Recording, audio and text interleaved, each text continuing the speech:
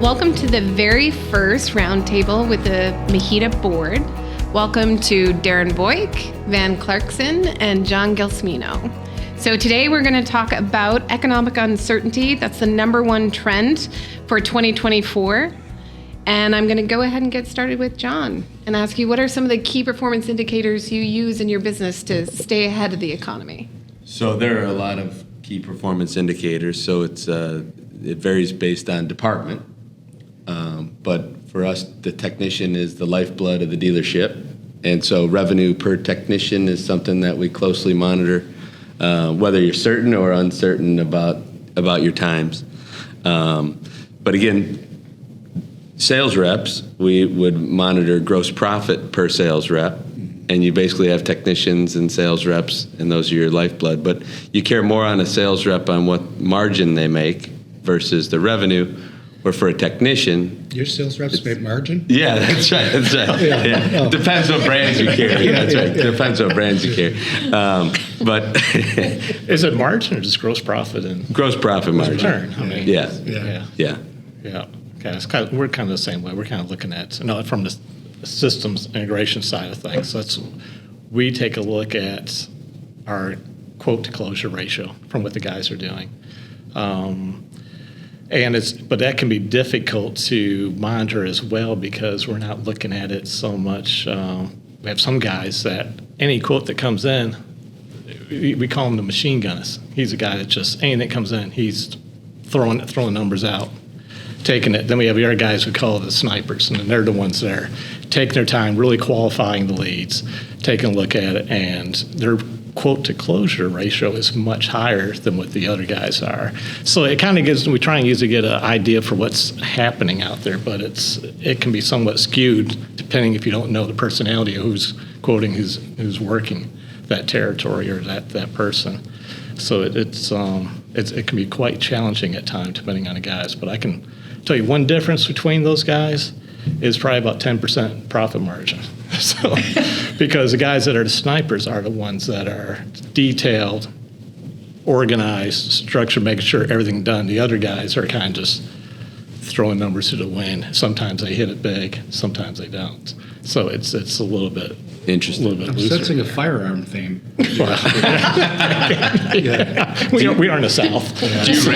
Do you rank all the reps and share who does what, or is that a private thing? Oh, no. Our books are wide open to everybody all the time. And I'm putting it out there twice a month as far as where everybody stands, where everybody's close at. rates and everything. Mm-hmm. Yeah, letting people know. And it becomes a little bit competitive, and it becomes a little bit just to let people know what our guys are doing so they can get a feel.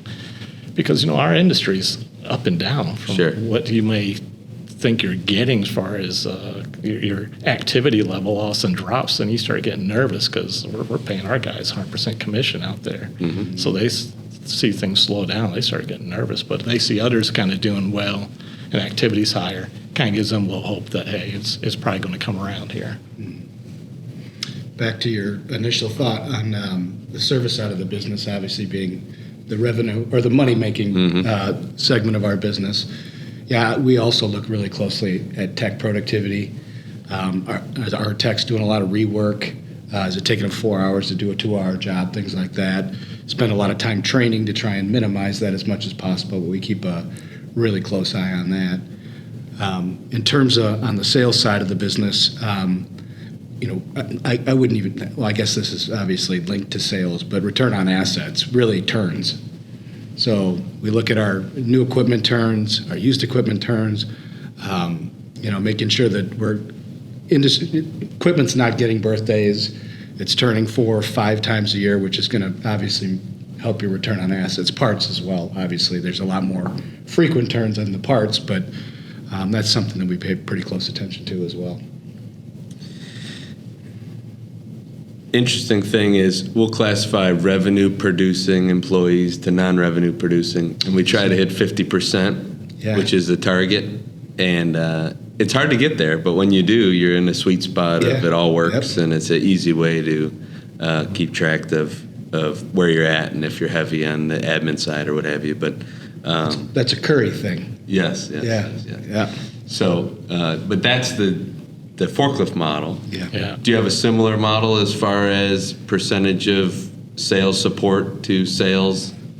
Well, we're less than 20 employees, so we're a smaller group. We don't have a big engineering department control. We contract out a lot of that out, but our salesmen that we have are highly technically trained, engineer background type guys that know they know what they're doing really well. But as far as they'll design the system, they start to understand. So a customer comes to you and say, I got this package.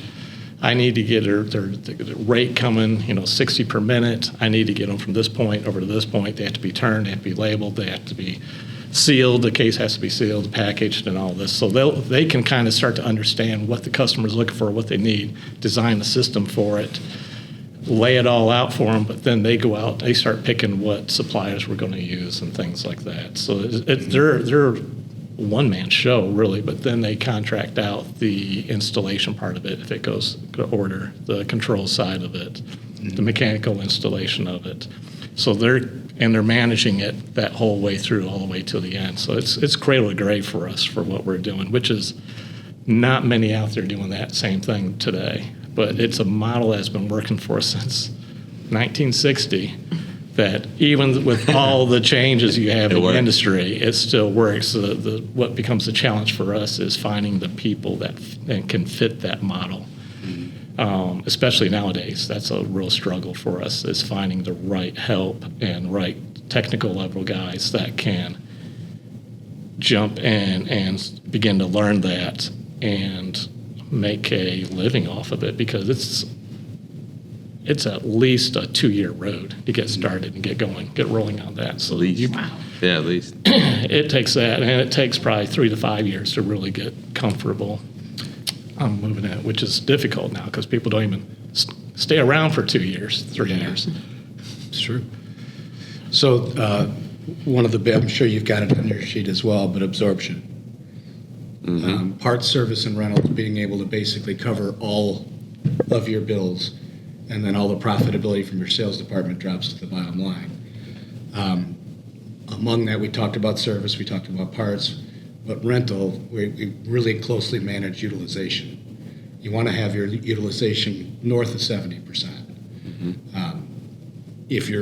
Some will tell you if you're north of 75%, you don't have enough, you're walking away from too much rental. There were times over the last 3 or 4 years that I think we were as high as high 80s, just because we couldn't get the equipment to put out on rent. That's come back down, we've noticed now, and we're more in a healthy, I think, utilization. But I'm sure absorption is something that you guys, you can't keep, you could literally keep the lights on without selling a new truck. Yeah. Or a used truck. That's But rental is a double-edged sword, because if you look at debt to equity, true, yeah, you have to borrow money to have rental equipment. And so a lot of folks neglect the balance sheet. And so you have to ask yourself, how large do you want the rental fleet to be? And what are you trying to accomplish? And how long do you keep the trucks in there? So you could spend half a day on rental conversation. But in a rising rate environment, which we haven't seen for like this, my entire career, it makes you realize that you add something new at an 8% or at a higher rate, and the cash flow is a little different when you rent it. But again, the debt to equity measure is often overlooked, but it's very, very important, especially with new equipment inventory combined with rental inventory. So it's just the balance is what you always have to monitor. So you guys, are trucks coming in, flowing through now? New trucks? Not still. Who's going to be watching this? Maybe this part we won't put. Yeah, it's better than it was, and lead times they're not 2 years like they used to be. They're coming down. There's model-specific issues. Model-specific issues. That's the best way to say it. So does that put more focus on rental then? So do you guys you trying to amp up your rental side of it to try and compensate for the lack of new vehicles? So for me, if I have a rental asset that's at 3% rate and still in good shape, I'm not really looking to sell that and replace it with a higher priced machine at a higher rate. So it's very difficult to know what to sell off and what to keep currently. But if you have too much new equipment inventory, you need to do something with that. So you're forced to put it in the rental fleet at the higher rate and sell off your stuff that's paid for and fully depreciated, which goes directly against the debt to equity. What you just said. So again, when we talk about balance, that's a true balance, and we've never seen it like this before, where almost whatever you do has a negative ramification. Well, and they say, and we've obviously been living in an inflationary environment for 3.5, 4 years now. That's just been, unprecedented, and the cost of everything went up. So your target is 5% of acquisition cost is a good rental rate target. Now it varies by model, and we found is we weren't keeping up with the cost of equipment going up. So it was let alone interest. Yes, yeah. So that's been a challenge for us to try and catch up, because now you've got customers out there that are, renting at rates that they've had for long term. That was the acquisition cost was 35 or 40% less. Yeah. So That's totally different than that. Oh, yeah. You guys have assets. We don't have assets. Correct. Our assets are people. this is an asset-intensive business. Right. Yeah. Well, something similar we have is cash flow. Yep. Oh, yeah. So accounts receivable turnover Yeah. is something that we all measure. Yes. And so, but again, we have different, you have probably progressive type payments on larger projects. Absolutely. And where we have typically just 120-day payers. Yeah. We have The third party in the middle. Yeah. If the PO matches, you close your right eye, I know. you might get paid on day 120. Oh, yeah. Especially through those portals, everything has to be so precise and perfect. Yeah. Otherwise, they say, it didn't go through, so I have to wait. So That's right. It Our puts next you in a cycle's pickle in 30 when days.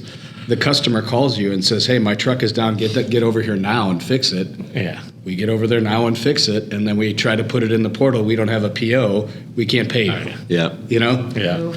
We just had a customer say, if you do something without a purchase order, what we'll say to you is thanks for the donation. Yeah.